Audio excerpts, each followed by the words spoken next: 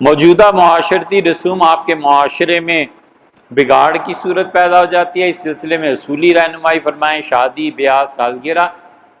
سالگرہ کے متعلق ہم نے پہلے بھی کہا تھا، اب بھی یہی کہتے ہیں کہ اصولی طور پہ اگر اپنے گھر والے بغیر کسی دعوت کے بہن بھائی جمع ہوتے ہیں، پھپھیاں چچا ماموں قریبی عزیز جمع ہوتے ہیں، کوئی کیک کاٹتے ہیں، کوئی دعوت ہوتی ہے، خوشی کا ایک موقع ہے، حرج کیا ہے یار؟ کیوں خام نے پابندی لگانی ہے؟ ہاں اس میں ناچ ہو، موسیقی ہو، غیر محرم آ جائیں، پردے کا خیال نہ رہے، بالکل غلط بات ہے۔ لمٹس جو ہیں اس کے مطابق ٹھیک ہے، ان لمٹس کو کراس نہ کیا جائے۔ اگر کوئی بھی کسی قوم، کسی معاشرے کا رواج شریعت سے متصادم ہوتا ہے تو اس رواج کو ختم کیا جائے گا۔ مثلا عبداللہ ابن عمر اور سلمان فارسی رضی اللہ عنہ شادی میں گئے۔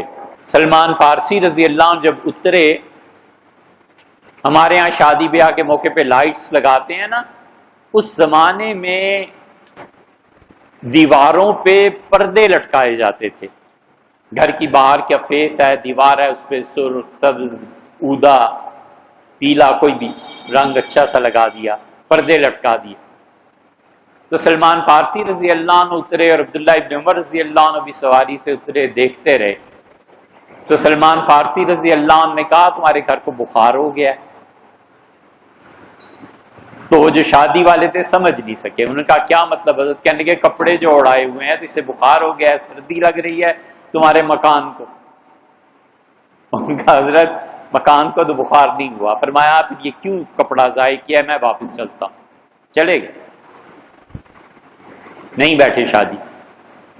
سیدنا عمر رضی اللہ عنہ جیسے آدمی امیر المومنین تھے، گھر میں گئے اور شادی کے موقع پہ تو دیکھا تصویریں لگی ہوئی ہیں۔ فرمایا یہ کیوں لگا رکھی ہیں؟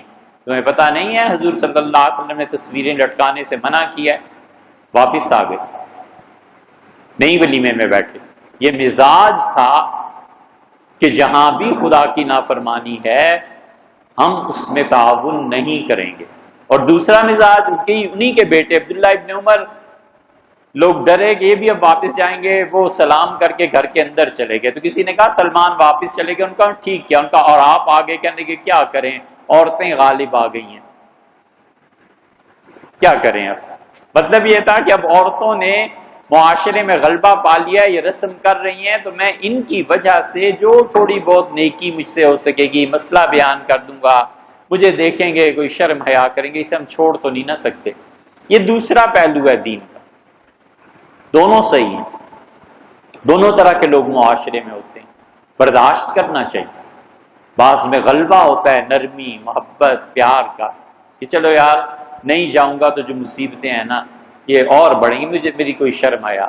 کچھ لوگوں پہ غلبہ ہوتا ہے، وہ کہتے ہیں نہیں بالکل نہیں، ختم کرو اسے، وہ بھی ٹھیک ہے، یہ بھی ٹھیک۔